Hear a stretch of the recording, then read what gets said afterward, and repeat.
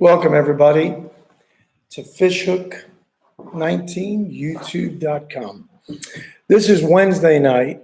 Normally, Tuesday nights, we do the broadcast. But I've had family come in this week, and I have been bombarded with birthdays after birthdays after birthdays. We have 5 birthdays we got to handle.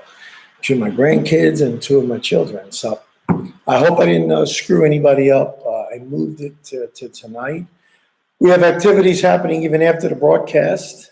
I got to go to my daughter's house for dinner. So anyway, tonight, there's my daughter. How you doing, hun? And she's the girl. I got to go over her really good week. Very busy. And I've been looking over all the different videos I did, and now so many really nice comments. So I really want to thank everybody for the comments. They have been awesome. Good interaction I'm having with everybody, and I appreciate that. You guys have been real good and good questions. One fella just subscribed, a guy by the name of Mike. I don't know his last name. I was wondering about our name, Fishhook, and our logo, especially that it was somebody else had that logo. Well, we purchased our logo legally, and we're able to use it. So we made sure that we dotted all our I's before we started, before Fishhook ever came into being. So I just want to make you rest well assured that that was handled. That's been handled. So we don't have any worries there. But comments are welcome. There's been awesome feedback on this, and you know, you learn from everybody in this field of whether it be cooking or fishing. There's no end all. There's no where this is where it stops. No, it goes on. Everybody's got great perspectives, great cooking techniques and recipes, and I like to look at them, maybe modify them to my taste, and then I present them to you folks, and for you guys to do the same thing with whatever I make. We hit, I hope you guys looked at the video on the skewered shrimp that we did on the Blackstone Tailgater Combo Grill and Griddle. Man, was that a home run. And somebody asked me about that. It was really funny. Wow, it looks so scrumptious, so delicious. And I said, listen, they were so good. They just barely got through lunch, and they were scarfed down. Very tasty. And then someone who didn't like, and I love this, this is great food, a good conjecture here. Someone doesn't like cilantro. I understand that it's got a Mexican flair. That's cool. You can make it anything you want. So real fresh Italian parsley would go great, especially with that pineapple sauce. Oh man, delicious. You can substitute the cilantro and put Italian parsley, and I think that would taste really good. I haven't tried that, but parsley goes great with fruity taste. So I think you guys will really will like that. But we've had a lot of fun. I want to talk about that grill just for a minute. I've used it 2 or 3 times since then. I did steaks on it one night. Oh my goodness, it cooks instantly.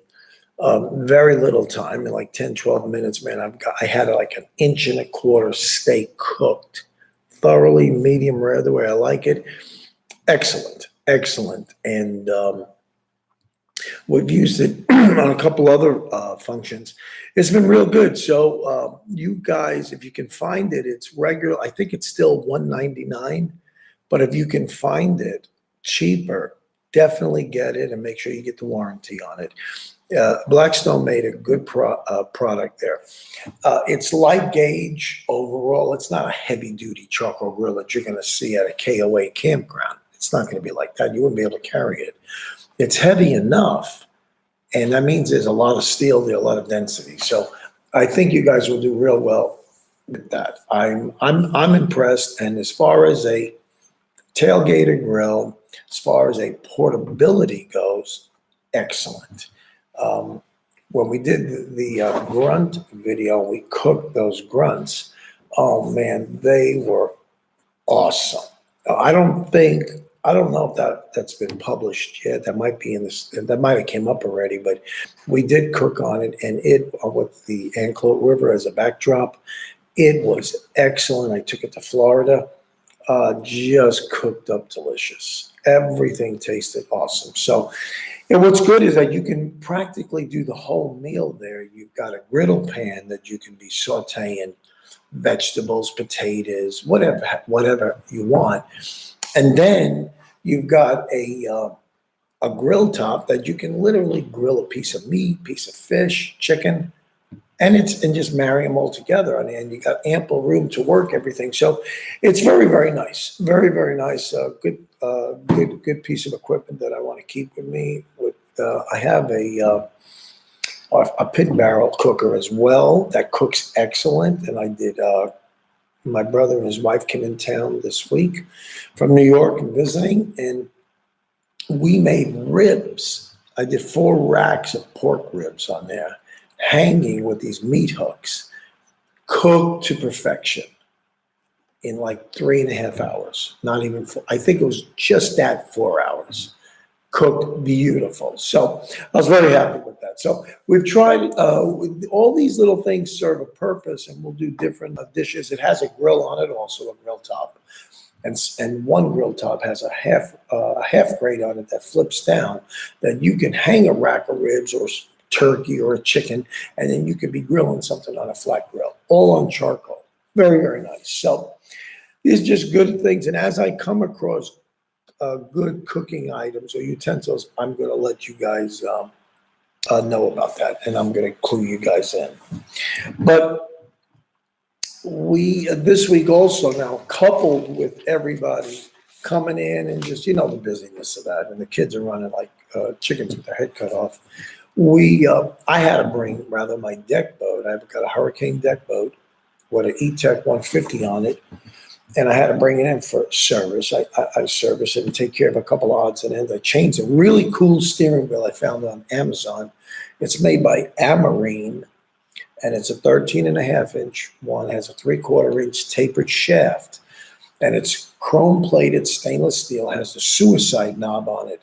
It's a 13.5-inch wide wheel. Man, what a difference. What a nice feel for control, for instant control of what direction you want to go real fast. Instead of using 2 hands, you can just spin it like that. Way nicer. I think it's going to come in handy tremendously when we're fishing on it. And then I also bought, and I'm going to put this in my links in my store for you guys on Amazon. Fulton Manufacturing makes a 2-speed hand winch that you put on a boat that you winch your boat up when you bring it out of the water. Oh, this thing is gorgeous. All aluminum clad. It's all aluminum, the whole housing, so it's not a plastic one. I had an electric winch, a real nice one. Sad part is, had a plastic housing. I stepped on it one time by mistake. I should have listened in the wintertime, and guess what? Thing shattered. Took an act of Congress to get that. Anyway, the winch quit on me. There's something electrically wrong. I had one heck of a time getting my boat out of the water, and I had to get, thank goodness, across the little cove there is a boat storage place, and they had these real huge tow motors with the 20-foot long arms that are padded, and they picked up my boat, carried it. I brought my trailer there. I drove my boat there, got my trailer, and dropped it on there. What a lifesaver. So I was able to tie it down with my back tie downs. And never, when you guys take your boats out, I'm sure you do if you trailer, make sure your back 2 tie downs are tied securely, and your front one is real good so that there's no flopping on the front tongue, and that'll damage your keel. So I had him put that on. There's only 3 bolts. And this is a 2-speed hand winch. I'm telling you, this is nice. You don't have to get off the boat and stand on your tongue while it's in the water after you've been a day on the water. I mean, that's a joke. And then you slip and you end up falling in the water. You can reach right over and crank it. When it gets hard, you just pull the handle out, engages the second gear, and crank it right in. And that's the difference, that you can really pull up your boat while it's in the water. And it's no stress on you in a weird position. I fought with the other hand winch I had on there before I put an electric, but I'm glad I went with this. So it's a Fulton 2-speed. and I'll put the links to that. Hopefully I can edit this, or I'll put it on my store and my links on my other videos. The Fulton 2-speed hand winch, I think you guys would be very impressed. It was only by $139. I really like that. And what else did I do? A steering wheel, the winch. Oh yeah, and then the other thing, first time, I bought that boat brand new in 07, March 31st, 07. First time ever, I was not getting a response from steering. I was oversteering, and I said, I got a leak in the hydraulics. Justin, how you doing, brother? From Maine, my buddy from Maine. I hope Becca is doing well. Give her our love, please. And we have you guys in our prayers. I know the loss. I've lost my mom and dad as well. So I've suffered pretty good losses in my life, but God is faithful. So I'm happy that you're on board. And so anyway, I had that a seal kit put on. It wasn't really bad, and that bled it out. Now it's spot on steering. So that's a big deal. And I noticed it when I went out with my two grandsons and my son-in-law a couple of weeks ago. I took it out. I said, I can't put it back in the water. I got to get it scheduled to get in for service right away. So normally, let me just give you a heads up on maintenance. I know it sucks. Nobody likes to do maintenance, but guess what? If I ignore that, I'd lose my steering on the water. That would take me hours to get back in, and I can't go fast speed. So just imagine what kind of predicament you could put yourself in if you're on the water and you ignore basic maintenance. I don't want that to happen. My electrical system is spot on. I've got a 3-bay Minn Kota battery charger up underneath the back of the boat. And I've got four batteries on my boat. I've got a battery serving I have a 12-volt, what do you call it? The front Minn Kota, for a Minn Kota motor in the front. And I have a 12-volt battery sitting underneath my rear seat just for that, because the hookup's in the front. And then I've got 2 other batteries for my back trolling motors. So I have the potential of 3 trolling motors on there, which I have Lenkos in the back that are digitally wireless. They work really nice. Problem is steering. And the way they want you to do it is let off a little bit on one, let the other one overpower it. And you can't do that, especially if I'm fishing. Like a lot of times, me and my buddy Steve will go out at nighttime for walleye. We're fishing bluffs. And you got to go right along the rock face and just fish it. You can't steer it from the back. You got to be pulling it around, and the boat naturally goes right. So I use my engine as a rudder, and that steers it when I'm using the trolling motors. But it makes somebody stay closer to the steering wheel, and that's not what we want to do. So think about maintenance and really pay attention when little things come up. Take care of it right away. Then you can make good plans and you can have a great time on the water. I bought something else for the boat too, and I'll have to post a picture of this, but there's a company in New Jersey called Sealskin. Just like the word sounds, Sealskin. They're in New Jersey. You can find them online. Absolute best price on boat covers. They have covers for any kind of deck, any kind of boat. You give them the make, model, and year, and they will show you the kind of boat. And what I like about it is these are trailerable covers. They've got straps built in them and like belt loops where you can bring it over the whole thing to tie it down to keep the vibration. I've got the post, because you need that. You need posts with the round top so that you can let the thing breathe underneath there and keep the tarp off the vinyl seats. It's not made to touch that, and when you park it especially. And they will discolor. Like some of my seats have discolored on the top. So that keeps it up nice and high, keeps no rain from getting and forming on there, puddling, and then stretching out your fabric. But there's a 7-year guarantee on this fabric, really stout fabric, heavy duty denier. I don't know if it's 600 or what, but real heavy duty. And you got all these straps. So I drove it from my house to the Marine Center. Man, no flaps, nothing. I made it nice and tight. It was big enough. My boat's a 22'6", big enough that it covered it all, not only over the bow guide, all the way down the sides of the boat, right up to the fenders. So that if you keep that on, then none of your striping and your paint is going to fade on the boat. Most of it that sits above the water. So it was really a very, very nice cover, reinforced at all the corners, and it was made for heavy duty trailering. So I'm very impressed with that. I don't take it really, really far away, but I do on the highway, and I do travel to the different lakes here. And I might go 100 miles in one direction to get to a lake. I don't want that thing flapping and then coming apart on me. And with those posts up there, they trailer good, and water just flicks right off of it. So just a little heads up for you guys, a little FYI. Sealskin Company, they're out of New Jersey, and I think you guys would really like that. Now, last week we touched on a little bit about equipment. I wanted to talk a little bit more and tell you some stuff.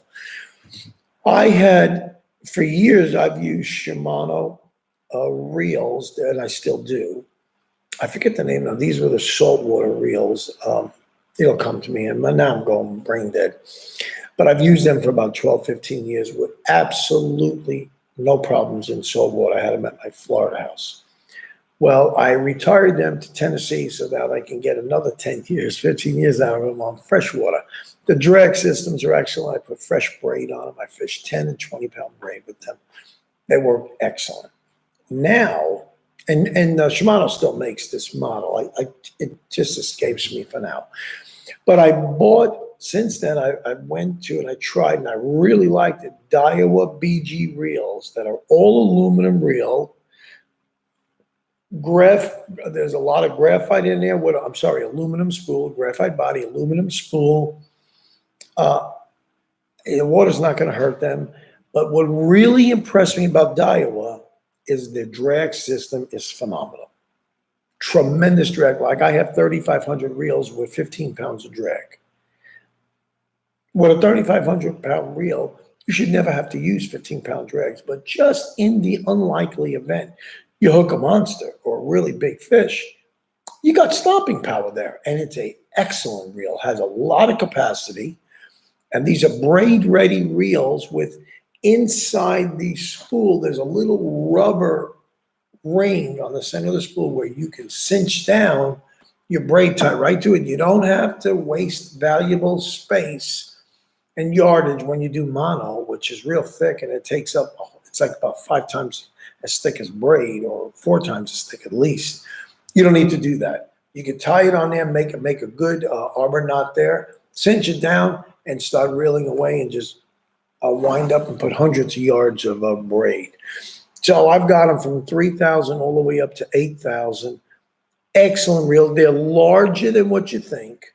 They're not small like my other Shimano reels.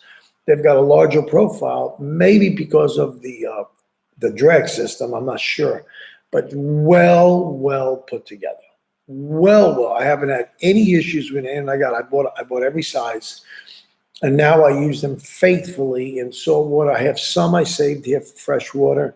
But generally speaking, I'll fish 2,500, 3,000, and 3,500, 90% of my fishing.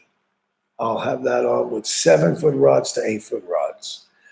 And then my beefier rods, like the 4,000, oh man, that reel's about that, maybe 6-7 inches, much bigger than a standard 4,000 profile, much larger, but they're nice. They've got big, powerful, the power knobs on them. So you don't even have to upgrade. Like with my Shimano reels and my lever drags, I had to upgrade and put all power knobs on them. So that's just another pain in the neck. So that you get right out of the box, braid ready, right out of the box, drag ready to stop anything that's out there. So I think you guys will be impressed, and I have put some of them down in my links in my videos. Daiwa BG, you'll really like them, and they're reasonable reels. $100 will get you the most. Anything up to, I think, even a 4,000. Within give or take $10, you'll get up to, I think, a 4,000 reel, and that's a really big reel. So you could fish for snook with a 3,000 and 3,500 and have enough line there. If he peels a little bit, you're not going to get spooled. And if you're fishing with 15 or 20-pound braid, you can do it. And some guys I know, they're fishing avidly with 10-pound braid. All power to you. It's all in the drag. And you have a good rod, and let the rod do all the work for you. Never hold your rod straight out at the fish, because then you got a direct connection. Your line is tight, and then as soon as he jerks his head, bam, you lost all your spring tension. When the rod is on an angle like about this, it'll bend and flex. So every time the fish will jerk any direction or take a run or dive down, it's pushing something that's flexing. It can't snap that line and can't dislodge the hook. So that's the purpose in having a little bit of a fast tip, so you have some flexibility and keep the rod at a 45-degree angle, and you'll be really positioned to fight a fish sometimes for a long time. You could be 20 minutes to an hour fighting a fish, but wear him out. Let him wear himself out. You don't need to horse him in. And too many times, even me learning to fish, I say this for a lot of the novices that are watching, you want to horse the fish in. Nah, you don't want to do that. I've not busted my rods. I've busted many a line when I lost a good fish. And I try to muscle them in. Don't muscle them in. Set the drag right. Don't overset the drag, because if you set the drag too tight, he will snap the line. A good run and a head shake the line will snap, or he'll run it. He'll get a chance to pull on you and then get behind a rock and cut you right off. So you don't want that to happen. But I'm talking about rods for a second.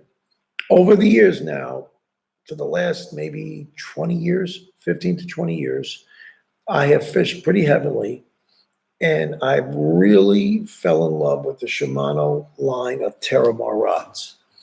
They're making them now with longer handles, which I really like. I always had the cork handle, but I like the boat rod handles too on these.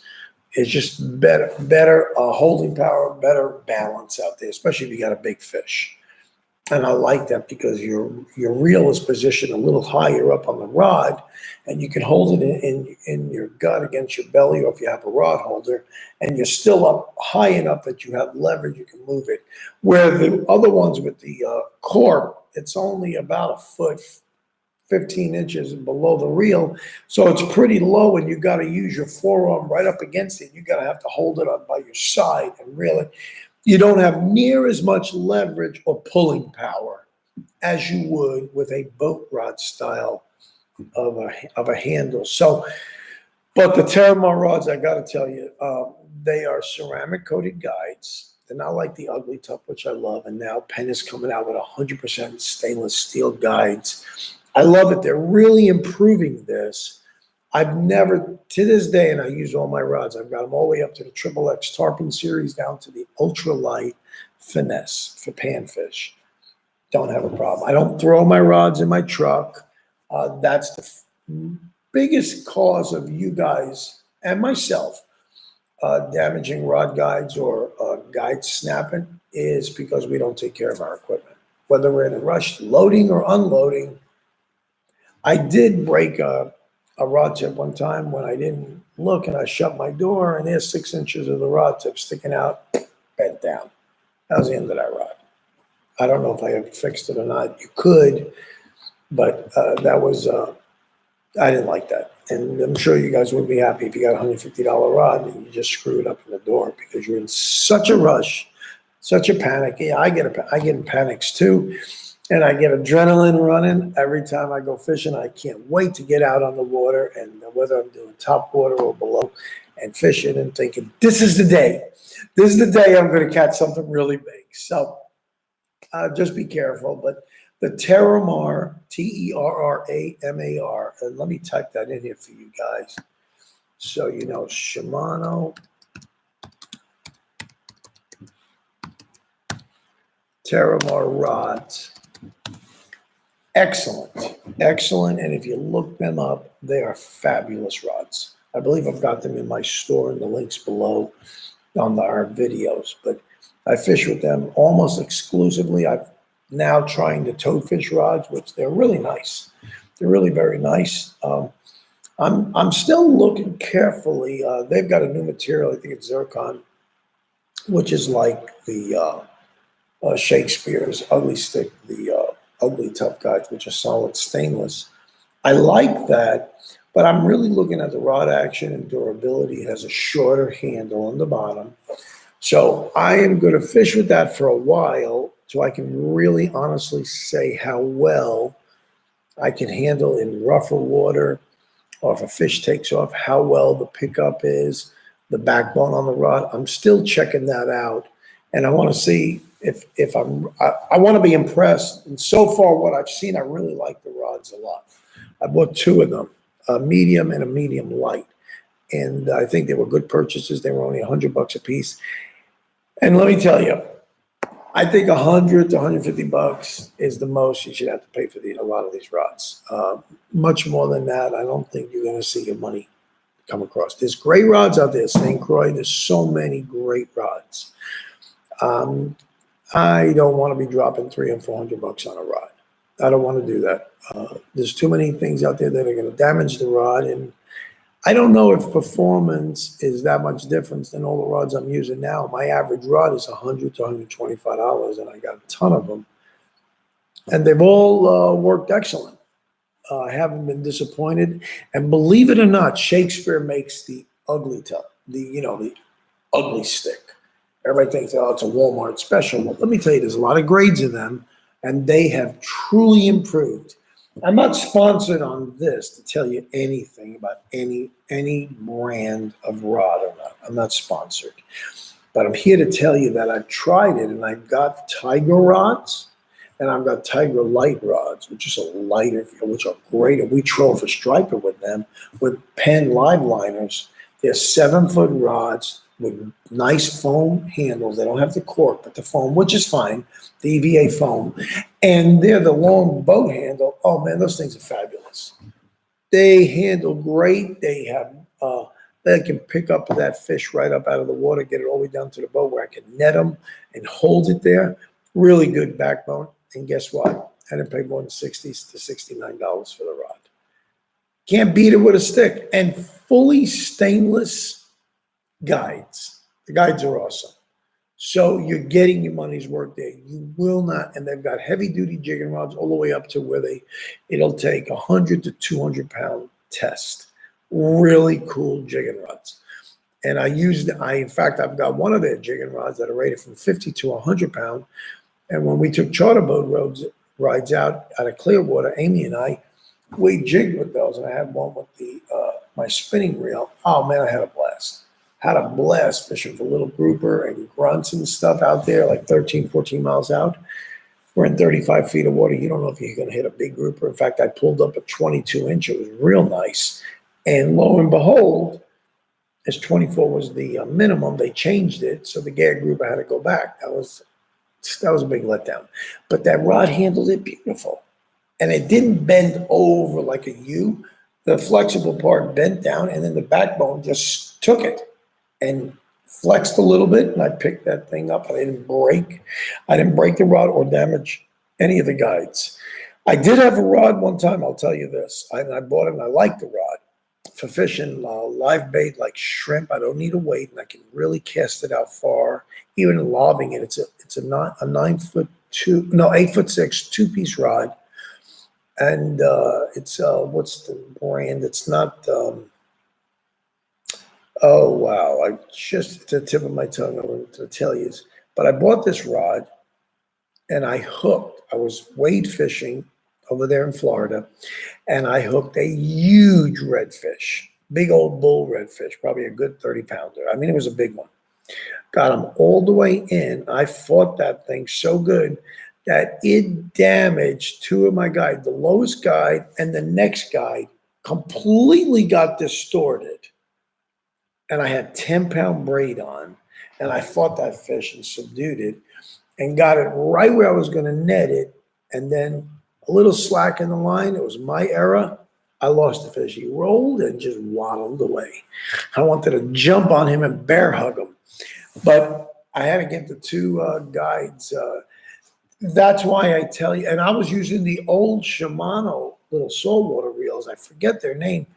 and excellent reels. But if you play your drag right, you can subdue any fish within reason. And it's your drag and just working it carefully, letting them run. I fought that thing for a long time and got it in. That rod had good backbone. It was way overmatched. I wasn't fishing for something like that. And I only had a little shrimp on with no weight and a nice long leader and just lobbed it out there and just working it, just bouncing it along the bottom. And I got nailed big time. So you don't know what you're going to run into. So the Shimano reels are excellent. Daiwa BG are the best one for your money. Those Shimano reels started at $100 and they went up. So if you want to get something a little bit more moderate priced, try Daiwa BG. I think you guys will be very satisfied. Weather's getting better now. I'm getting ready to go to tomorrow, Thursday night. I'm getting ready to fly back out to Florida. And the water temperature has gone down. Like right here in Tennessee now, it's in the morning when I get up at 6 o'clock, 6:30, it's 58 degrees. It's beautiful. It dropped down another 10 degrees. Really nice. It gets up in the 80s. It hit a high of 85 today. It was beautiful, absolutely beautiful. And you got a nice breeze. So we're getting the change of season. This is probably the nicest time in the entire year. We're getting the change of seasons from summer to fall. Best time. So the month late September into October usually are the most beautiful time here in Tennessee. So if you guys are ever visiting Tennessee or any one of the states here, that's the time. September into October, you're more than likely going to hit gorgeous weather in the 50s to 75 to 80. Real nice. So hopefully when I go down to Florida this time, the snook and reds, they were just starting to pick up where I had that crazy redfish day. They're just starting to pick up, and that water was almost 90 degrees. So the redfish are truly rebounding. Remember we talked about red tide. Redfish are really rebounding. The snook are coming back in good numbers and good sizes. And then the sea trout are the speckled sea trout are really starting to get active.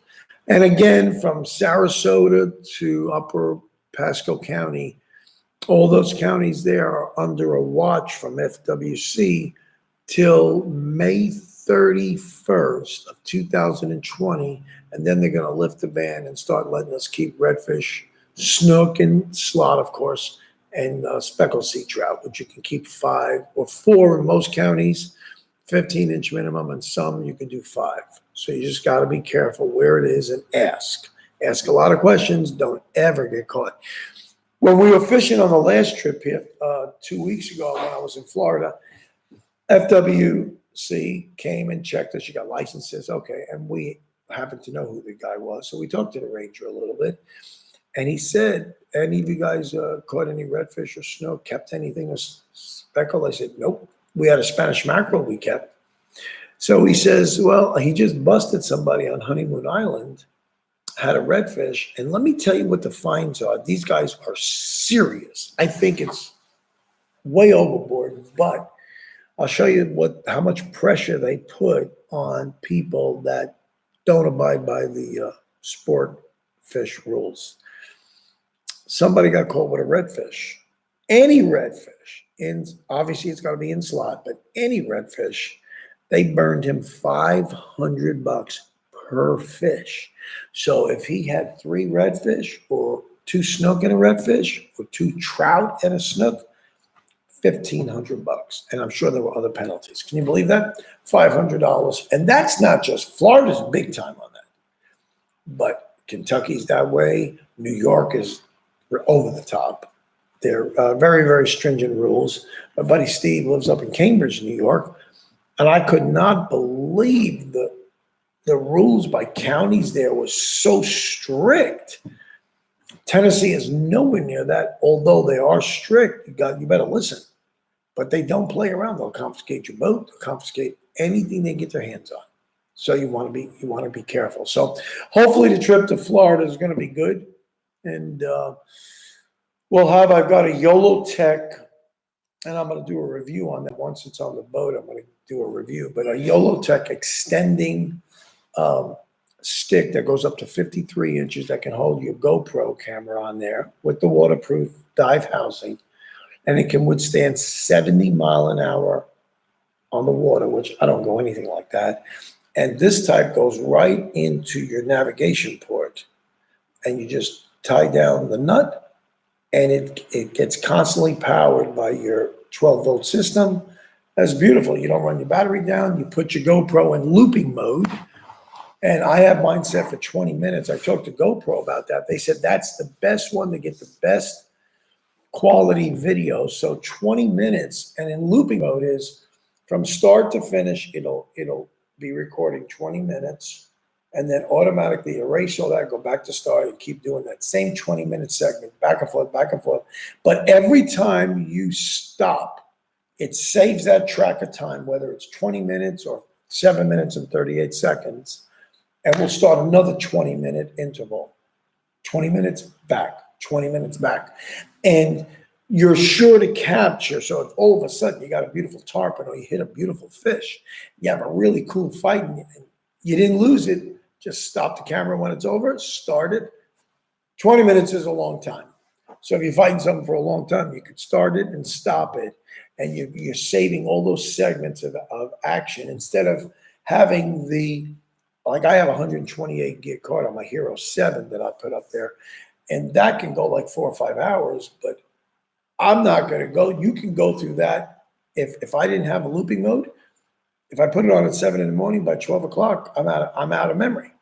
I'm screwed. So if I put it in looping mode at 20 minutes, anything up to and including 20 minutes, I can save, rewind again, and then go on to the next one and record again, which is excellent. And you save it. And you don't have to go through 3 hours of filming to get that 20-minute spot that you wanted. You save just that. So it's a very handy feature. They walked me through it. I like it. And I'm starting to use it now in looping mode, and it's the way to go, especially if it's fixed in a place you just want it running, but your hands are free. So I'll have 2 GoPros on the boat down there, and we're going to try to get some really cool footage on the next trip. But now also, be looking. We've got on the cooking side, I've got some cool cooking videos coming up and some seafood reviews. You'll like them. You'll be in for a treat. Now, I'm also developing now some new knot tying videos. I think you'll like them. John, hey, I'm really like, thank you, man. Oh, no. Let me explain that. I have 2 homes, John.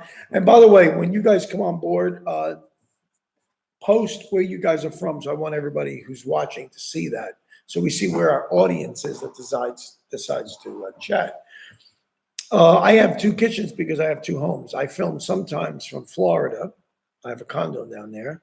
And then I've got a home over here in Tennessee. So that's why you'll see. And then I also cook on site sometimes. So there's going to be a lot of variations. But thank you. I appreciate that. And tell us a little bit about yourself as well. But we've got some really cool videos coming up. Now, let me tell you about knot tying. I know that sounds boring, but oh man, that is the basic fundamentals of fishing. And that's the thing that a lot of times is the most overlooked thing on your setup. You could have the best lure, the best line, everything matched outfit, rod, reel, everything. And if you tie on some hokey knot, you're not only going to lose your gear, which is expensive. Fish hits that, and adios amigo.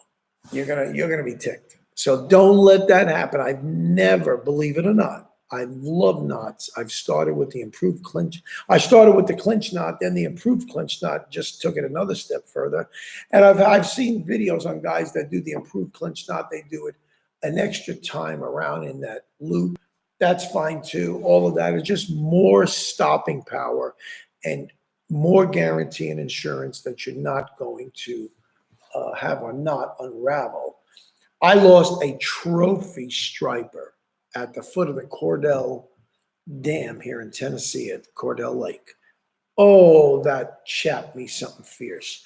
And it was my fault because I used the dual lock swivels, and they're excellent. The snaps are excellent. Nothing against them. But you got to carefully bend that over. It has a little U-clip. Bend it over, push it over, and clips. It can't be pulled out. Well, I didn't. And I caught something. I had my 9-foot surf rod, my Shimano Terraligo rod. I loved it. With an adjustable reel seat. And I'm fishing there with my Shimano spinning reel. And I got me a Yozori darter right at the base of the dam. And I'm working it over all the gates. And it goes down about 1.5 feet in the water. And it goes like this and it rattles. I'm telling you, you can cast it like a football field. And then as soon as you jerk it, it gets down and you retrieve it. You work the speed. You just test it out. What'll work. And I got slammed halfway through that. I fought that thing. My rod literally bent over like a U. That was probably would have been my biggest striper ever caught. And guess what happened? The line went limp. I reeled it up. I thought maybe he cut me off. I can accept that. That happens. No, that didn't happen. The dual lock, the snap part was wide open. That's my fault. And it was still there, the U. If it was hooked and he did that, then that little U that holds it on would have been stretched out. It wasn't. So that was my fault because I'm in a rush. Not only did I lose my $20 Yozori, which they make probably the best lures going, resilient and everything. Really beautiful colors, quality made. I also lost the trophy fish. And then the snaps were, obviously I cut it and threw it away because I think it was compromised. I never like to open them up that much. I like to just barely open them up, get your line out and in, and then put it in and keep that flexibility intact. Needless to say, I didn't do it right. So I've done it, did it. I ain't doing it again. I'm not doing it again. I've spent a lot of money on tackle, and I want to keep it in. When I was younger, I was stupid, losing $20 lures left and right. Yeah, well, money doesn't grow on trees. So you learn as you get older. Well, you're supposed to anyhow. So John, don't forget, tell me where you're from, buddy. I want to know where you're from. So hopefully that answered your question. But we have, like I said, we got new cool knot videos coming. I'm doing this first. You should be educated. And for a lot of you new guys, I'm making this basically simple. I've seen a lot of people do knot videos. Some of them I like, some I don't care for. Some I think they can be improved upon, but I've learned some really good techniques. I don't go to Walmart and buy a lot of tackle pre-made. Now they've got a dropper loop one where it's all wire and stainless.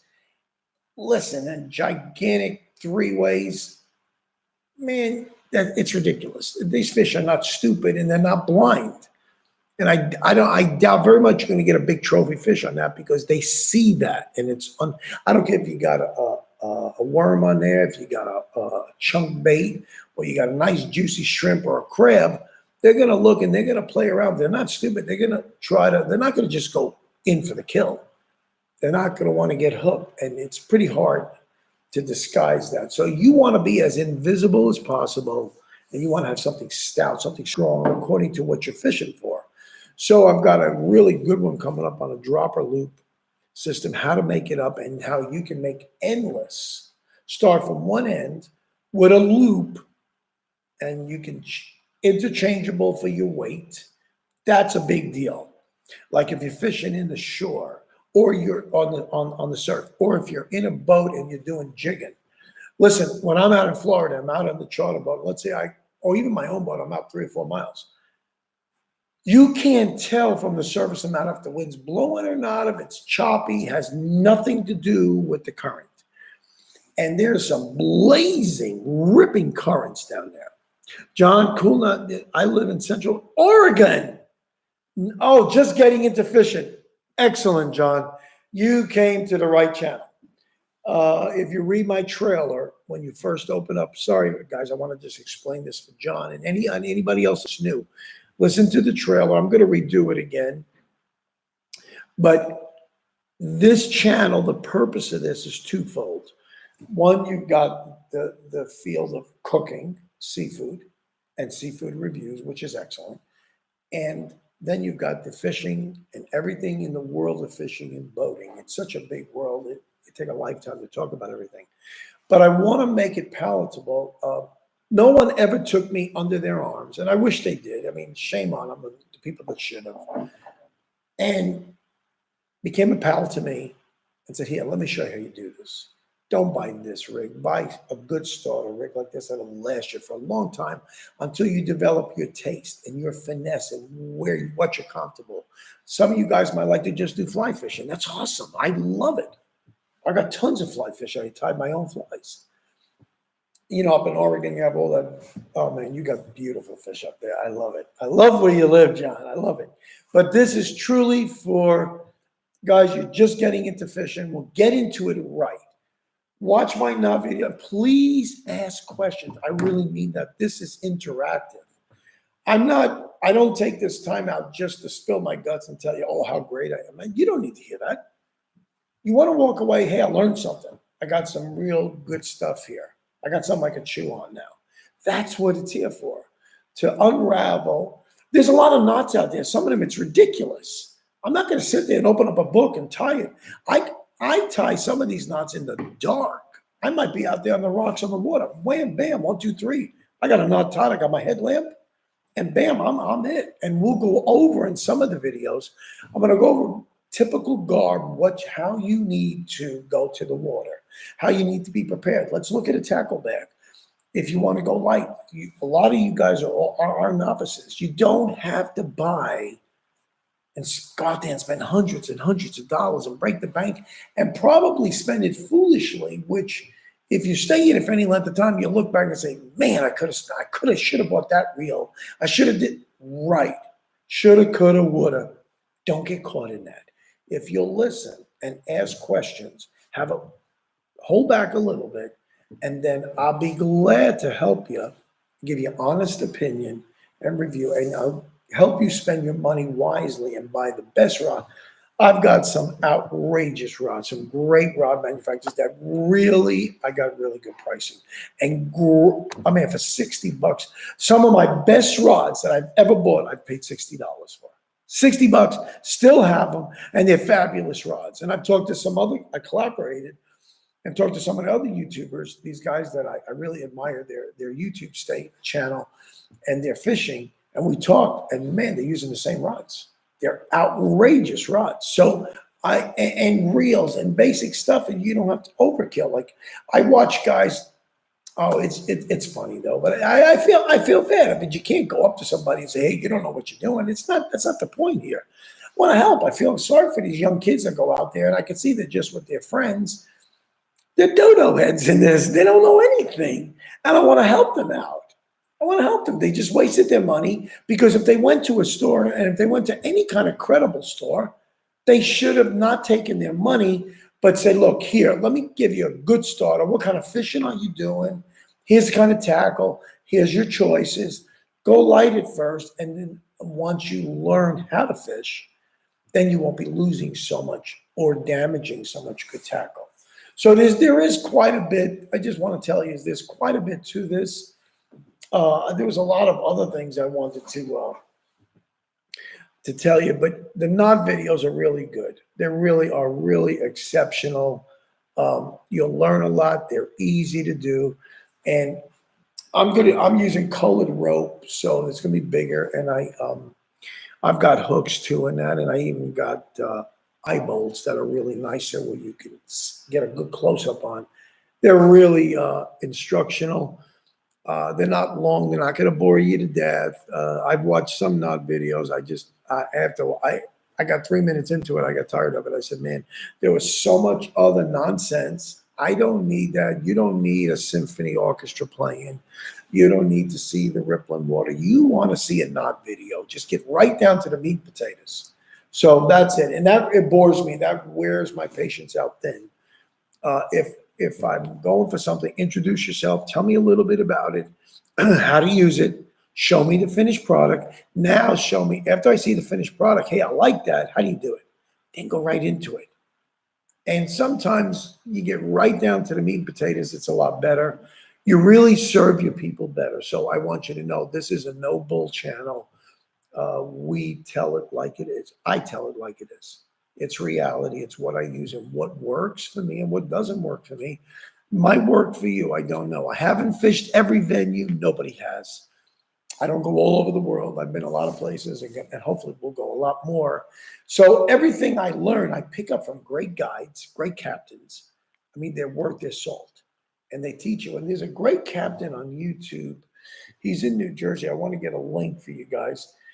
He's excellent, and he ties some great knots. He's instructional. He gets right to the point and talks about it. I don't care what kind of boat he does. I could care less. I know he catches fish, but he has it makes sense. He's very credible. So that's what you want. You want somebody that's credible. So we got good knot videos, and then after we do some of the knot videos, overall, I did about 3 or 4. I did the uni knot, the double uni knot, the improved clench. We're going to do a perfection loop. We're going to do a dropper loop. I'm going to give you, there's a couple other names that elude me now, but I'm going to give you probably about another 3 or 4 really cool knots. And when to use the perfection loop, when you want to put a loop at the end there, what kind of baits you want to use that with. So there's a time and place to do different type of knots. Everything is for presentation purposes. You want to present either your real bait in the most natural form possible, or if you use an artificial, which I do 90% of the time, I need to fool the fish. So I have to be as disguised as possible and as natural appealing as possible. So that's why I just think I keep coming back to the basics and even maintenance on the boats. I know they're boring subjects, and tackle selection. It really is important. So on one of these, on the upcoming chatting sessions, I'm going to lay out on the table some of the reels I have. I want you guys to get a close-up look at them. I'll put them right in the camera and I'll show you. They're quality made. I've wasted a lot of money on very expensive reels that I never used. They might as well be in the museum now. That's the problem. So you learn from experience. That's all I could say. But experience should teach you. And if you guys, you new guys that are new into this or excited, or women, if you're really getting into it, please, if you tune in and you like it, ask some questions. And if I need to go over stuff, hey, it's the Alaska guy, my buddy DM Goss. Good to have you, man. Hey, listen, you guys, I did Wednesday night. I don't know if you had tuned in earlier, but only reason this weekend, I'll do this on occasion if things happen during the weekend. It gets crazy for me, but I have family come in, and I have 5 birthdays this week. I had some for the grandkids, and 2 of my children have birthdays. So we just got them all in on one week, and wow, it's been wild. It's been great. I was at Chuck E. Cheese last night, took a bunch of videos, and I'll post some of them on my channel on the community tab and Instagram. And then I post, the night before we were at altitude, like a jump zone. I didn't feel like doing any jumping. I'm watching these kids. I mean, they were red hot when they were done. So that was Monday and Tuesday. I said, oh my goodness, you can't miss your grandkid's birthday if you're there. I can't do this. So that's why I altered it for tonight. So hopefully I didn't ruin you guys' plans. But next Tuesday, it'll resume at 6 o'clock Central Time to basically 7 o'clock or whatever. As long as you guys want to chat, I want to chat with you. But I do want to get into more tackle with you and explain it to you. I just got a new fishing wading boots. I was looking for the name here. It's made by Frog Talk, called Aransas. And I will have them on my Amazon list in my store. I went the last 2 years, I've been using, when Frog Talk first got into the wading boot, because I use the waders that go inside boots, and I do a lot of shore fishing as well as I go on the boat. But you want something first. There's a couple things. First, it's got to be really comfortable. And remember, you don't, if you're a size 10 shoe, you don't buy a 10 boot. I made the mistake the first time and had to return it because once I put my wader insoles in there, oh man, I thought my toes were gonna just mold together. So I got a size 11. I can breathe. You got to get a size up. Well, the problem with the Aransas boot, it comes to a point, and then it has a little tongue that comes over the front. If you guys ever had any sneakers like that, it's the first thing that eventually wears, and it flaps. Forget it. The heel started coming apart. The glue wasn't holding, and it was they put this in a bad position where too much stress was on that one section. So I replaced them, got a second set, and they redesigned it a little bit. And guess what? I didn't even have it 6 months. The front things already peeled off. So I said, I'm done with MONTAUK, Aransas. I called my buddy in Tampa, Southeastern Fishing Liquidators. They're great. I've been buying from them for excess of 15 years. So I talked to Mike, one of the brothers, and I said, Mike, I got a problem. That one I just got from you. Guess what? He said, yep, you and about 100 others. But MONTAUK re-engineered the entire boot. They listened. And I'm glad they did.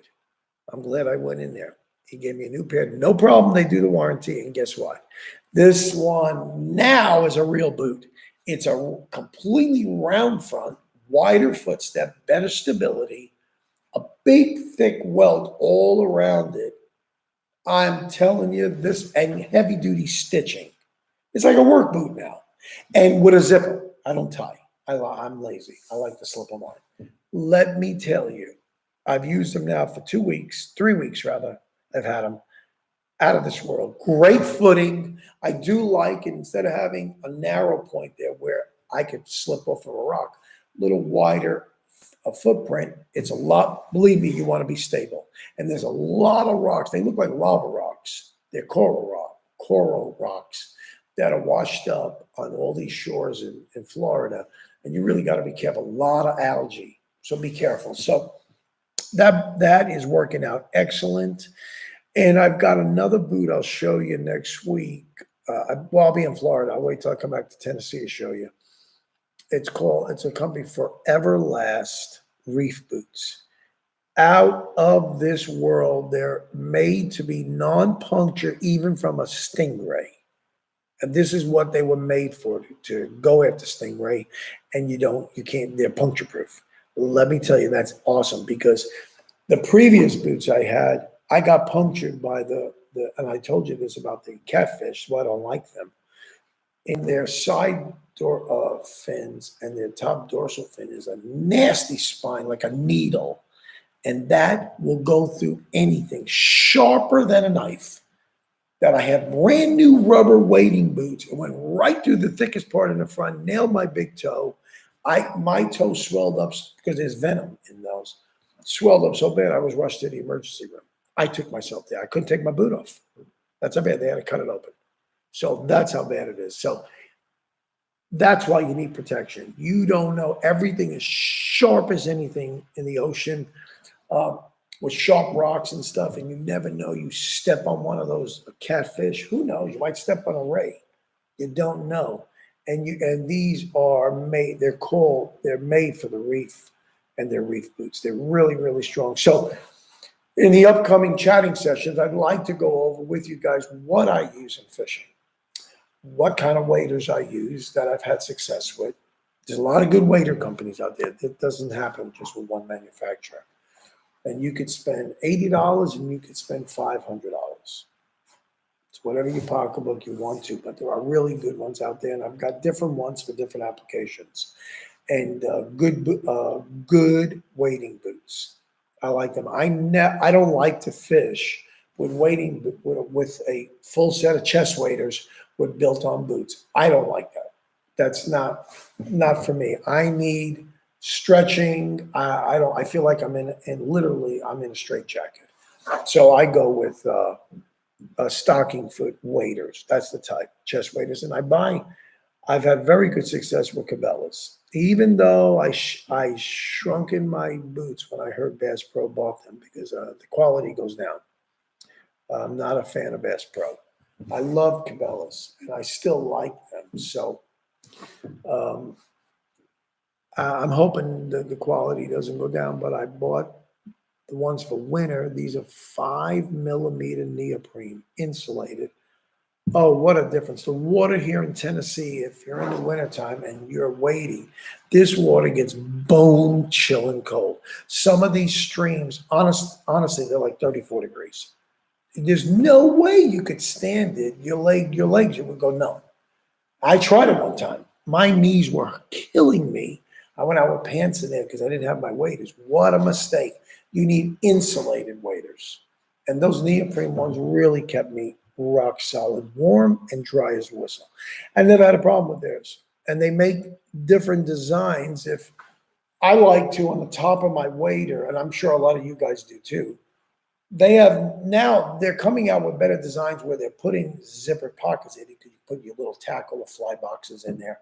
You need to have your little go-to stuff, pliers or something, and you could tie them on, clip them on with a carabiner, but you need to have a place to have all that. So some of them don't, and I like to carry a spare towel. I might have another spare set of gloves. I need stuff in my pocket. So what I do, they have a Scout model with Cabela's. It's the same size, like I take a large, and I forgot what size, 200 pounds. But I bought the Scout because from the waist up, they made that part a little bit bigger. Not that I have a gigantic chest, but a little bit bigger because for the guys that are a lot more broader, but that gives me a little bit more room, and I'm not stretching it out there, and I feel really like tight, compressed. I can put a lot of things inside and still have room, maneuverability, stretch. It feels great.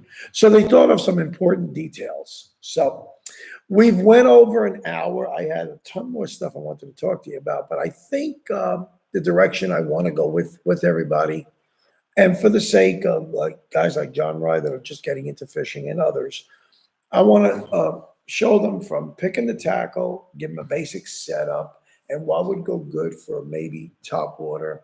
And if you're bass fishing, what's a great set to buy? Let's go over a little bit of that. Let's talk about that. And so each session we'll talk about different things and applications. And because, look, you guys, who's in Oregon, who's in Alaska, who's in New Jersey, my other buddy in Maine, you got all different water. You got different things you got to contend with and different types of fishing. So I'd like to address that a little bit, talk about it, and I need feedback from everybody. So please feel free to do that. Let me put my Gmail account. I'm doing this again because I want you guys to talk to me. I answer my emails, that I can promise you. Fisher, make sure I spell it right. Yeah, Fisher 2019 at gmail.com. And I type hunting packets. Thanks. All right, that's my email address. Please email me any questions, any topics or things you'd like to discuss. I'm all for it. And thumbs up, John. I really appreciate talking to you guys. You guys are the bomb. I love it. I know a lot of people. This is an off night, and I'd probably do myself in on this. But I really like to get a lot of you guys on here. Wednesday night is usually a church night. I normally go to church too. I do church on Thursday night during the week, but a lot of people, they're busy. But Tuesday night is an off night generally, and I get a lot better response. So I apologize. You guys are great, and I look forward to talking again with you guys next week. So until then, God bless you. And if you're new to the channel, go ahead and hit the subscribe button, man. I think you guys and ladies are really going to enjoy it. It's catered for you, and I hope you guys really do walk away from these talks with something that you've learned. And I try not to talk real fast because when I get excited, I start just jibber jabbering, and I don't want to do that. But anyway, thanks so much for taking the time out. You guys are just excellent, and I look forward to hearing from you. So that's my email address, and drop me a line. See you next week.